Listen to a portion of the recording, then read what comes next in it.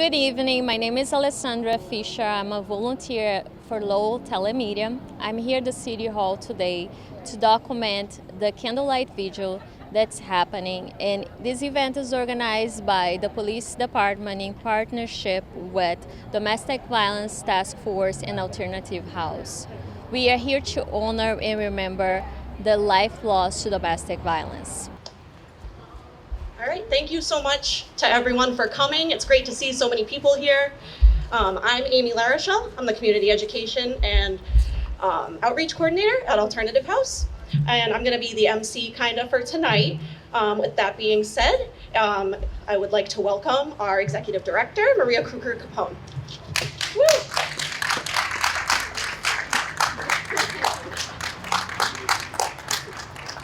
Good evening, everyone. As Aimee said, my name is Maria. I'm the Executive Director of Alternative House. I want to welcome and thank you all for joining us tonight as we gather here to remember the lives lost this year to domestic violence. I'd like to extend a special thanks to City Manager Eileen Donahue, Mayor John Leahy, Lowell Police Superintendent Richardson, Representative Howard, and Golden, as well as our friends from our community members, our partners, and their families who are here with us tonight. I also want to recognize the staff of Alternative House who are in attendance here tonight, as well as those who've stayed back at our programs to provide frontline support as we speak. These advocates work 24 hours a day, 365 days a week, 365 days a year. Sometimes they feel like it's 365 days a week, to provide services to survivors of domestic violence and their children, even during a global pandemic. To me, these staff are heroes. In 2020, Alternative House served 595 survivors. This year to date, we have served 778. As we read these names tonight, I ask you to think about what you can do to help end domestic violence. This is a serious public health crisis and one that ends lives and traumatizes families. Awareness is critical. Talking about it is even more critical. Remember, there's always help available and someone to talk to. Please see our table for more resources, and if any point tonight you feel like you need some more support, our staff are here to support you. I'd like all the staff of Alternative House to raise their hands.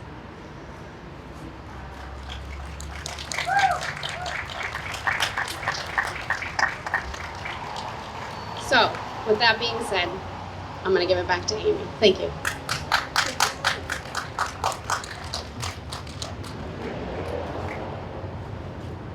All right, so up next, we're gonna have a statement from City Manager Eileen Donahue. Domestic violence has been an epidemic in our country for a very long time. Unfortunately, it has become an even greater issue over the last 2 years due to the pandemic. You know, while many of us looked to our homes as a place of safety and refuge from the virus, victims of domestic violence felt more vulnerable than ever.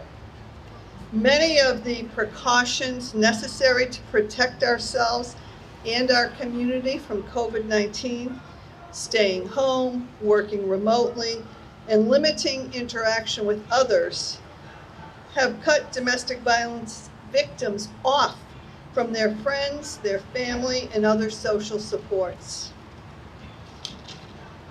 Tonight's event is a sobering reminder of how deeply our community is affected by domestic violence, but it's also a powerful declaration that this kind of abuse cannot be silenced. Simply by your presence here, you help to shine a light on this important issue. You bring hope to those who are struggling to find it and ensure that survivors know that they are not alone.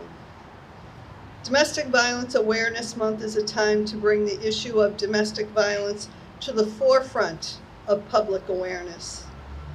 And by highlighting the efforts being made and the resources available, we hope it will provide victims the strength to stand up and end the abusive relationship.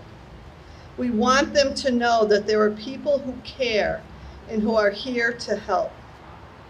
That is why it is so important to have a strong community that is willing to listen without judgment, ask the tough questions, and share in the burden of pain that's left for those who have lost loved ones to domestic violence. In closing, I want to thank all of you for showing up here tonight and for being that strong community that we so desperately need. Thank you.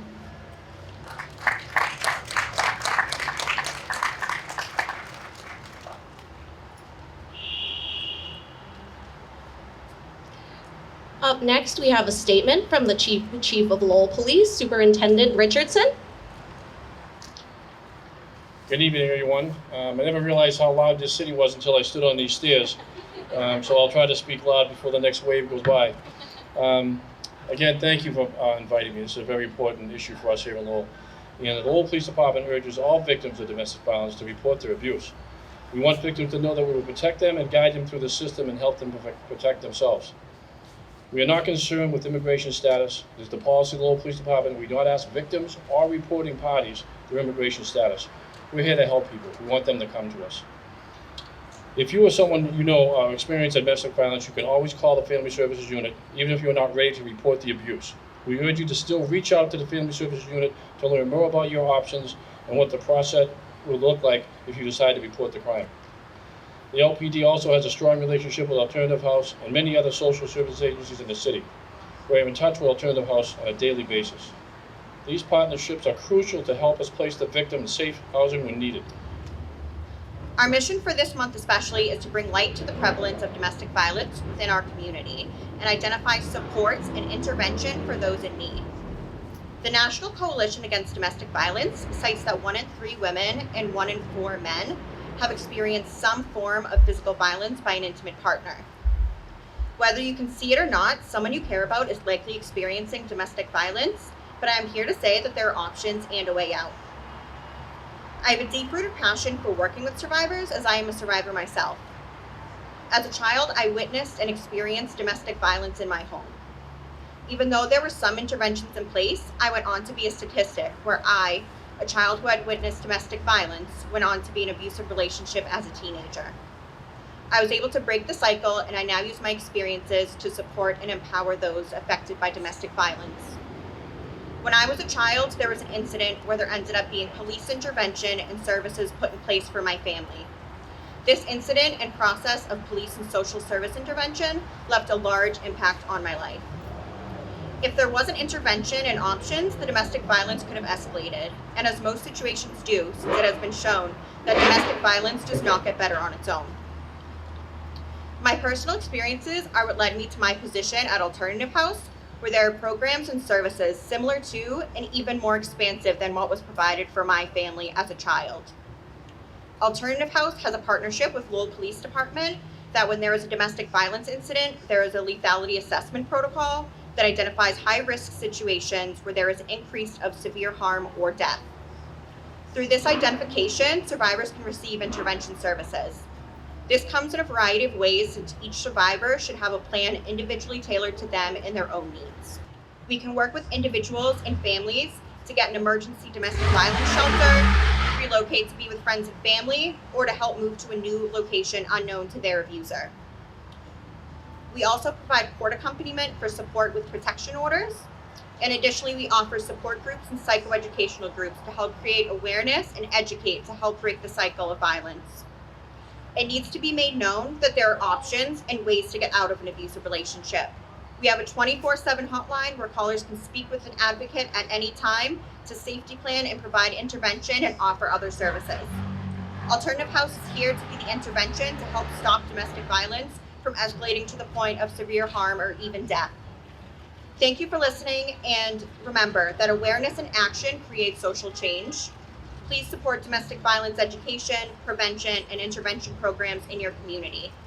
There are options to get out of an abusive relationship for you, your friends, your family, and even acquaintances or strangers that you may encounter that need help.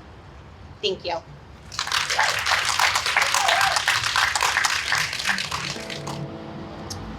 My name is Ariana, and I am the legal advocate for Alternative House, and I'm here to honor and remember Danielle Taylor. Good evening. My name is Catherine Beto. I am a residential life specialist at Alternative House. And today I'm here to honor and remember my best friend, Rhonda Padalina.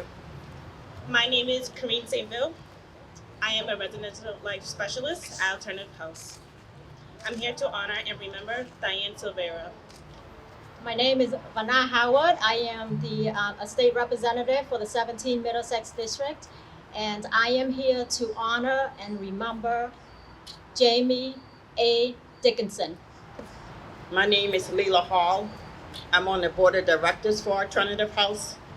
I'm here to honor and remember Alicia N. Haywood. Good evening. My name is Lieutenant Marisol Obrega. I am the officer in charge currently of the Family Services Division. We investigate all domestic violence. I am here to honor and remember Jahaira de Alto.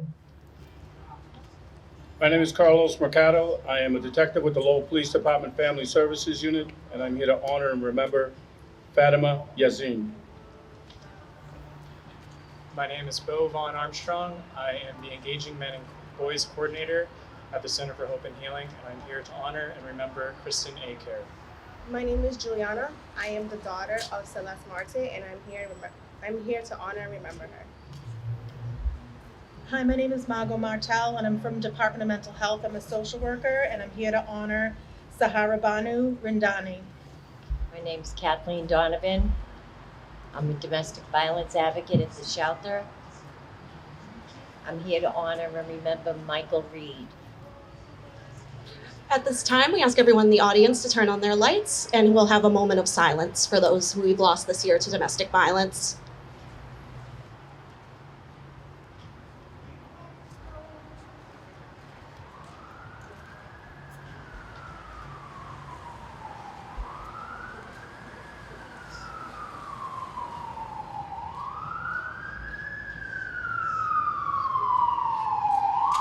Thank you all so much. That concludes our program for this evening. Feel free to come by our table and grab some information and some candy on your way out and say hi to our staff. Thank you all so much for coming out to remember those we've lost this year. Thank you. Have a good night. And tonight we had our candlelight vigil to remember the lives lost due to domestic violence this year. We read the names of 10 victims of domestic violence homicide, and we lit a candle for each one of those names. We do this every year to remember the impact that domestic violence has on the world and our community here locally. It's important to do this to bring awareness, because awareness is the only thing that's going to help us to end domestic violence. It's Domestic Violence Awareness Month, so doing initiatives and doing events like this bring it to the forefront of the community, gets us talking about it, especially in a time like COVID where it's increasing and we know people are home a lot. So we want survivors, we want our community to know that we're here as survivors and as service providers. When everyone was up there, it was just an overwhelming sense of love and loss, and it ignited me to want to do better and to do more, to really make that impact so that this doesn't keep happening and the numbers can just get less and less every single year. Also, when I said I was honored to be here and to make sure that we, spread awareness that there are help. And so I was helped. I am a survivor of domestic violence. And thank goodness to the Lowell Police Department that was there for me, protected me, and my daughter when I needed help. I was brutalized for 4 years, and when I had the courage to leave my abuser, for the next 25 years, he was terrorized, brutalized, and stalked me for the next 25 years. And thank goodness, to the late Detective Jerry Wayne and Detective Carlos Mercado, who just spoke of the name of the victim, who was there for me. And finally, he wrote a report, recommended that the judge would grant me, instead of a restraining order once a year, he wrote a report requesting that the judge grant me a permanent restraining order. And 3 years ago, and that happened. The judge finally granted me a permanent restraining order against my abuser. So it's an honor to be here and to speak out and speak up.